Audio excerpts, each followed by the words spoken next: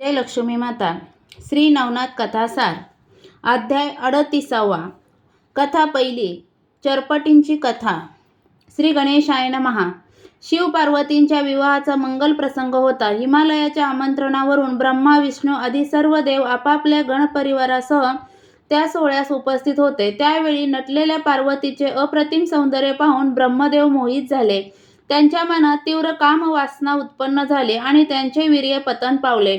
त्यामुळे त्यांना मोठा संकोच वाटला. त्या समयी आपल्याकडे कोणाचे लक्ष नाही असे पाहून त्यांनी जमिनीवर पडलेले वीर्य टाचेने रगडले. त्यामुळे ते अनेक भागात विखुरले जाऊन इतरस्तसे पसरले. त्यापैकी एका बाजूस गेलेल्या वीर्याचे 60,000 भाग झाले व त्यापासून 60,000 वालखिल्य ऋषी निर्माण झाले.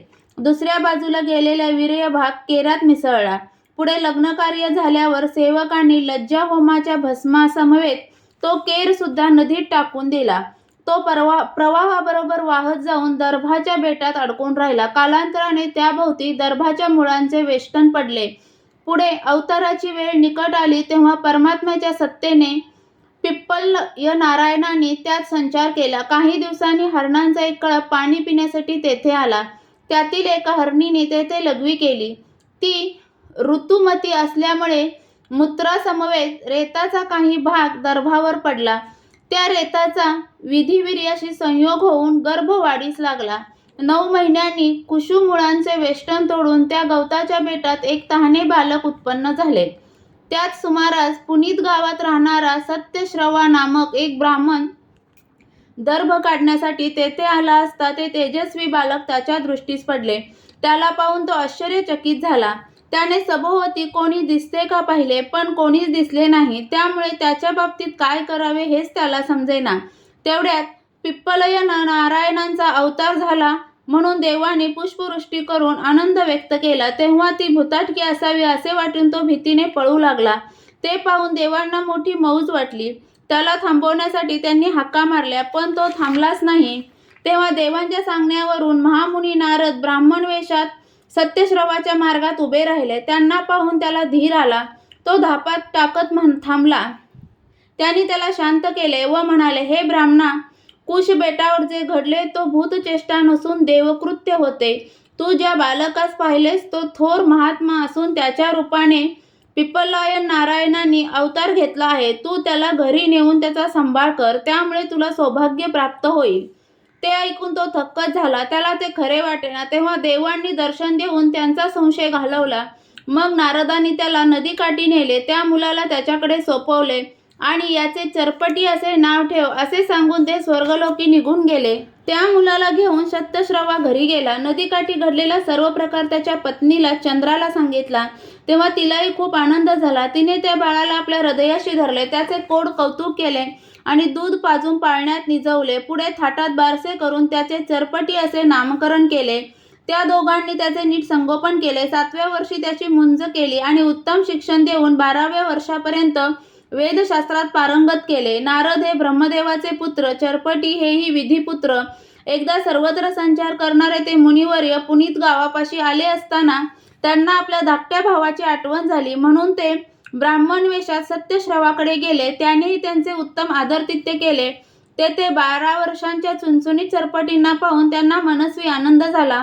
तेथून निघाल्यावर ते तडक बद्रिकाश्रमास गेले. तेथे शिवजी, दत्तात्रय महाप्रभू व मच्छिंद्रनाथ यांच्याशी प्रेमळ वार्तालाप केला. त्यांना चरपटींची सर्व हकीकत सांगितली. ती ऐकून आदिनाथ दत्तप्रभूंना म्हणाले, महाराज, नवनारायणावर तुमची विशेष मर्जी आहे, म्हणून चरपटींनाही अनुग्रह द्या. त्यावर ते म्हणाले, भगवान, संसारविषयक वैराग्य निर्माण झाल्याशिवाय योगविद्येचा अधिकार प्राप्त होत नाही. त्यामुळे त्यांना दीक्षा द्यायला अजून वेळ आहे. तेव्हा नारद म्हणाले, गुरुदेव, तुमचे म्हणणे बरोबर आहे. म्हणून त्यांच्या मनात संसाराचा वीट उत्पन्न होऊन त्यांना अनुताप होईल ती अशी व्यवस्था मी करतो. मग त्या सर्वांचा निरोप घेऊन ते पुनीत गावी आले. कथा दुसरी. नारदांची युक्ती. नारदांनी विद्यार्थ्याच्या वेशात सत्यश्रवाची भेट घेतली व त्याला वंदन करून म्हणाले, गुरुजी, माझे नाव कुलंब. मी शिक्षणाच्या इच्छेने येथे आलो आहे. तरी गुरुकृपा करून मला विद्याभ्यास शिकवा. मी तुमच्या घरातील सर्व कामे करीन व शिकीन. ते मान्य करून तो चरपटींबरोबर त्यांनाही शिकवू लागला. त्यानंतर आपला हेतू साधण्याचा त्यांनी खूप प्रयत्न केला, पण उपयोग झाला नाही. म्हणून ते योग्य संधीची वाट पाहू लागले आणि लवकरच ती चालूनही आली. सत्यश्रवा ग्रामजोशी होता. त्याला धार्मिक कार्यासाठी नेहमी आमंत्रण असे. एकदा गावातील एका यजमानाने त्याला ओटी भरण्याच्या कार्यासाठी बोलावले. त्यावेळी तो पूजा करत होता, म्हणून त्याने चरपटी व कुलुंबांना पाठवले. चरपटींनी तो संस्कार यथाविधी पार पाडला. त्यानंतर तो गृहस्थ दक्षिणा आणण्यासाठी घरात गेला असता कुलंब म्हणाले, चरपटी, तुम्ही दक्षिणा घेऊ नका. हे काम गुरुजींनाच करू द्या, कारण कोणत्या कार्यासाठी किती दक्षिणा घ्यायची हे आपल्याला माहीत नाही. याने कमी दक्षिणा दिली तर ते रागवतील. त्यावर ते म्हणाले, मग काय रिकाम्या हाताने घरी जाऊ? ते काही नाही. मी याच्याकडे युक्तीने जास्त दक्षिणा मागतो. तेवढ्यात यजमानाने थोडीशीच दक्षिणा त्यांच्या हातावर ठेवली. तेव्हा ते संतापून म्हणाले, तुम्हाला दुसऱ्यांची किंमत नाही. कार्य किती मोठे आहे आणि त्यानुसार दक्षिणा किती द्यायची हे सुद्धा आम्हीच सांगायचे काय? यजमान म्हणाले, तुमचे म्हणणे बरोबर आहे, पण या समयी माझ्या सामर्थ्यानुसार जे दिले आहे ते गोड मानून घ्या. तेव्हा ते अधिकच चिडले. म्हणे गोड मानून घ्या, परिस्थिती नाही तर असले सोपस्कार करता कशाला? कमी पैशात दुसऱ्यांना पिळणे तुम्हाला बरोबर जमते. आणि अशा प्रकारे ते भांडण वाढत गेले. त्यांची झुंपलेली पाहून कुलंब घराकडे धावले व घडलेला सर्व प्रकार सत्यश्रवाच्या कानावर घालून म्हणाले, गुरुजी, चरपटींनी अकारण बखेडा करून यजमानांचे मन दुखावले आहे. आता लोक काय म्हणतील? असंतुष्ट, द्विजा, नष्टा, त्यांनी असे करायला नको होते. ते ऐकून तो संतापला. त्यांनी हा काय आचरटपणा मांडलाय असे म्हणून तो त्वरेने त्या ठिकाणी गेला. तेथे त्या दोघांची वादावादी पाहून त्याचा क्रोध अनावर झाला. त्याने सर्वांच्या देखत चरपटींच्या थोबाडात मारली. तो अपमान त्यांना सहन झाला नाही.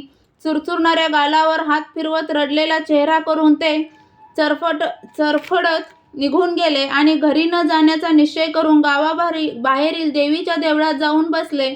थोड्या वेळाने नारदांनी कुलंब वेश टाकला आणि तेजस्वी ब्राह्मणाचे रूप घेऊन देवीच्या दर्शनाच्या निमित्ताने देवळात आले. त्यांनी रडणाऱ्या चरपटींची आस्थेने विचारपूस केली. त्यांच्या सहानुभूतीच्या ओलाव्याने मोठे काम केले. त्यांनी घडलेली सर्व घटना सांगितली.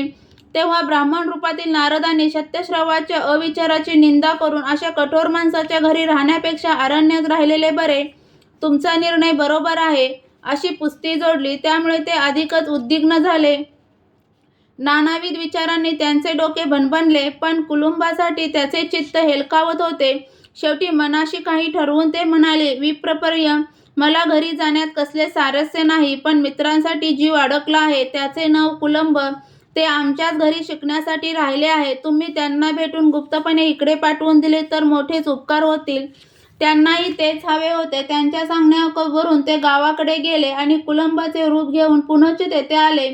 त्यांनी त्यांना मायेने जवळ घेतले, त्यांचे सांत्वन केले. मग त्यांच्या मनात नेमके काय चालले आहे हे जाणून घेतले आणि विद्याभ्यास करण्यासाठी त्यांच्या समेत अन्य देशी निघाले. काही अंतर चालल्यावर कुलंब चरपटींना म्हणाले, मित्र, आधी आपण बद्रिकाश्रमात जाऊन केदारांचे दर्शन घेऊ. तेथून काशीत जाऊ. त्या ठिकाणी पुष्कळ विद्वान ब्राह्मण आहेत. ते आपल्याला शिकवतील. तो विचार त्यांनाही पटला. मग मजल दर मजल करत ते दोघे बद्रिकाश्रमी क्षेत्री पोचले. जय केदारनाथ, जय पार्वती पते असा घोष करून त्यांनी शिवालयात प्रवेश केला. त्यांनी शिवजींचे दर्शन घेऊन त्यांना मनोभावे नमस्कार केला. त्याच वेळी दत्तप्रभू व मच्छिंद्रनाथ हे दोघेही तेथे प्रकट झाले. कुलंबांनी त्यांना नमस्कार केला. ते पाहून चरपटींनीही वंदन केले व कुलंबांना हळूच विचारले, मित्र, हे दोन ऋषी कोण आहेत? तेव्हा ते म्हणाले, हे श्री गुरुदेव दत्तात्रेय आहेत आणि हे आहेत नाथ शिरोमणी मच्छिंद्रनाथ. आता माझी ओळख सांगतो. मी आहे नारद, ब्रह्माजींचा पुत्र आणि तुमचा ज्येष्ठ बंधू. मला तुमच्या कल्याणासाठी हे रूप घ्यावे लागले. तो परिचय ऐकून त्यांचा आपल्या कानावर विश्वासच बसेना. ज्या महात्म्यांच्या दर्शनासाठी योगी खडतर तपश्चर्या करतात त्यांचे आपल्याला अनासह्य दर्शन घडले म्हणून त्यांना धन्य धन्य वाटले. त्यांनी कुलबांना आदराने नमस्कार केला व म्हणाले, मुनिवर्य, तुमचे माझ्यावर मोठे उपकार आहेत. आता तुम्ही तिघांनी मूळ रूपात प्रकट होऊन मला सनात करा. तेव्हा कुलंब रूपातील नारद म्हणाले, आम्ही निज रूपात प्रकट होऊ, पण गुरुप्रसाद झाल्याशिवाय तुम्हाला दिसणार नाही. तेव्हा ते कळवळून म्हणाले, तुम्ही तिघेही श्रेष्ठ गुरु आहात, म्हणून तुम्हीच माझ्यावर कृपा करा. तुम्ही येथे उपस्थित असताना मी अन्यत्र का जाऊ? त्या समयी त्यांची आर्तता पाहून नारदांना कळवळा आला. ते दत्तप्रभूंना म्हणाले, महाराज, यांना आपल्या पायाशी आणून मी माझे कार्य केले आहे. आता हे अनुतापाने पोळलेले आहेत, म्हणून यांच्यावर कृपा करा. यांना सांभाळा आणि अनुग्रह देऊन नवनाथांची संख्या पूर्ण करा. हे त्यांचे मनोगत जाणून श्री गुरूंनी आपला वरदहस्त चरपटींच्या मस्तकी ठेवला. त्यामुळे ब्रह्मसाक्षात्कार होऊन त्यांचे काया वाचा मन बुद्धी अहंकार आणि चित्त सर्वच हरिमय होऊन गेले. ते कृतकृत्य झाले. तेव्हा दत्तात्रेयांची कृपा तत्परता पाहून नारद व मच्छिंद्रांनाही भरून आले. मग त्या तिघांनी मूळ रूपात प्रकट होऊन त्यांना दर्शन दिले. त्या मंगल प्रसंगी आदिनाथही प्रकट झाले.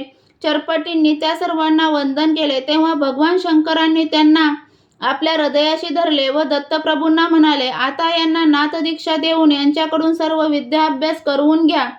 त्यांच्या सूचनेनुसार श्री गुरूंनी त्यांना सर्व प्रकारच्या विद्या व शास्त्रे शिकवली.